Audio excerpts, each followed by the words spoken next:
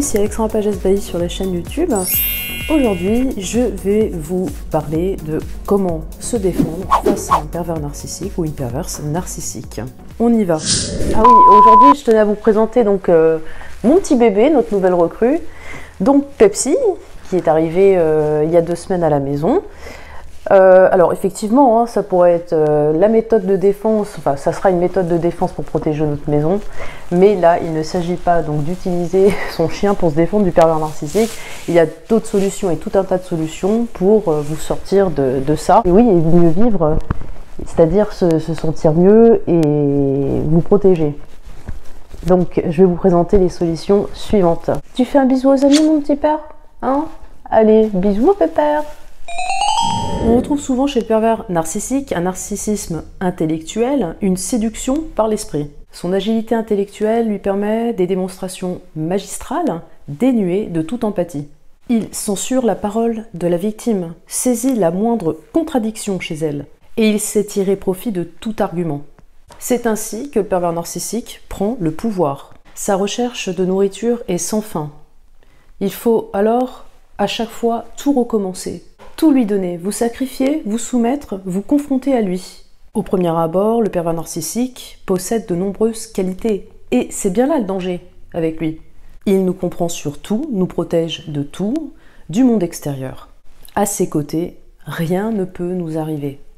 C'est l'être idéal, le prince charmant ou la princesse charmante, bien sous tout rapport, mais qui en réalité n'existe pas. Ensuite, les tout premiers moments, les moments formidables, d'enchantement passé à ses côtés, le pervers narcissique va révéler sa vraie nature. Manipulateur, pervers, menteur, narcissique, intrusif.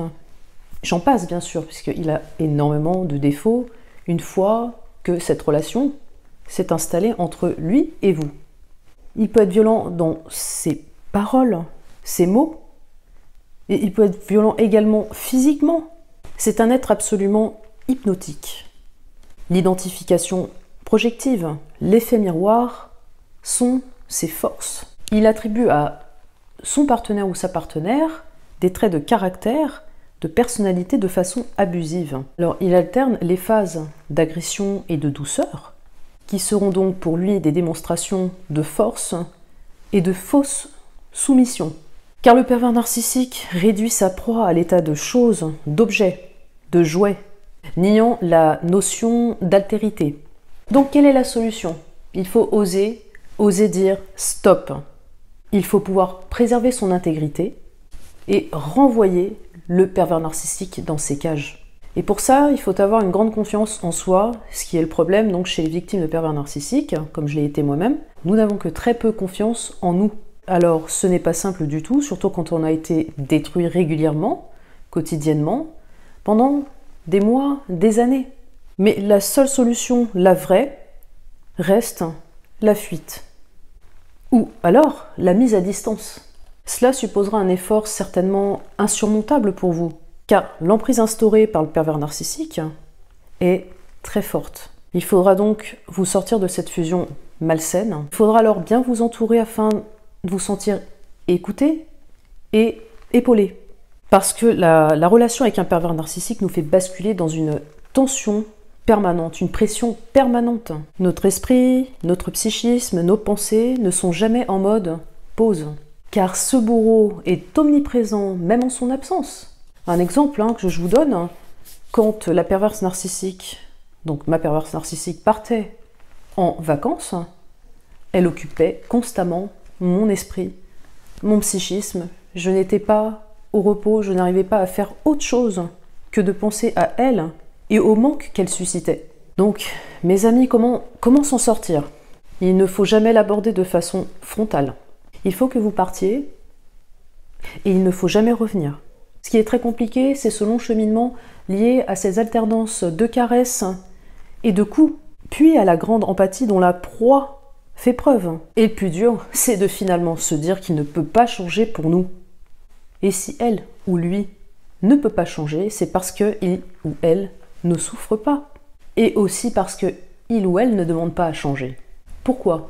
Parce que c'est toujours la faute de l'autre. Et tout simplement, c'est à l'autre de changer. On en revient sur l'effet de miroir avec lui. Donc cette personne, il faut de toute évidence la quitter. Mais avant même de quitter ce bourreau, il faut se montrer stratège, malin et redoubler d'intelligence. Il faut également essayer de calmer les conflits. En lui disant par exemple, oui c'est vrai, tu as raison, je suis d'accord avec toi. Cela calmera de toute évidence le contexte dans lequel vous êtes. Et dans un second temps, cela vous permettra aussi de souffler et de vous protéger. Ne partez pas dans des situations où cela compliquerait la donne et vous mettrait en danger. Il faut vous préserver coûte que coûte et s'y tenir. Il faut pouvoir aussi vous évader, prendre le large en vous consacrant à des activités diverses, des activités que vous aimez. Prenez ce temps-là, ce temps précieux, ce qui vous permettra de repenser à autre chose et de vous recentrer sur l'instant présent. Vous avez par exemple le zen, la méditation, les massages, le théâtre, le cinéma, les expositions dans les musées, le sport, la peinture, l'écriture, la lecture, etc. J'en passe. Essayez de vous sortir de ce contexte anxiogène et oppressif. Vous devez, de toute évidence, vous revaloriser et reprendre confiance en vous. Retrouvez votre énergie vitale.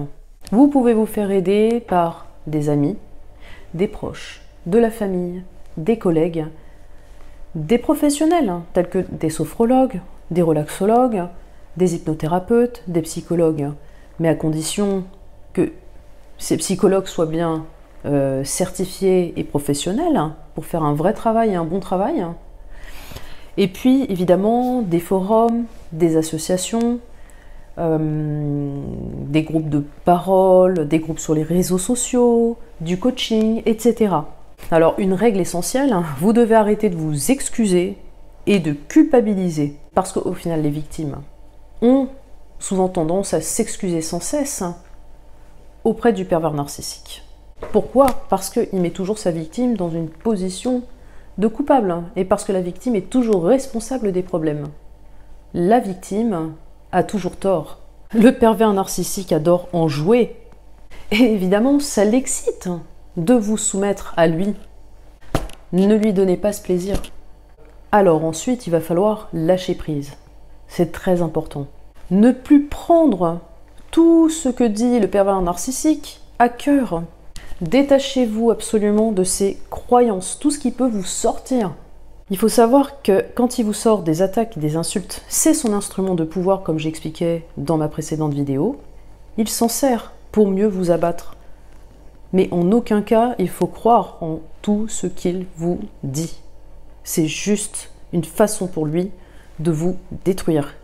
Écoutez-le, tout simplement, et faites en sorte que ces attaques, ces insultes, ces paroles glissent sur votre dos, comme l'eau glisse sur les plumes d'un canard.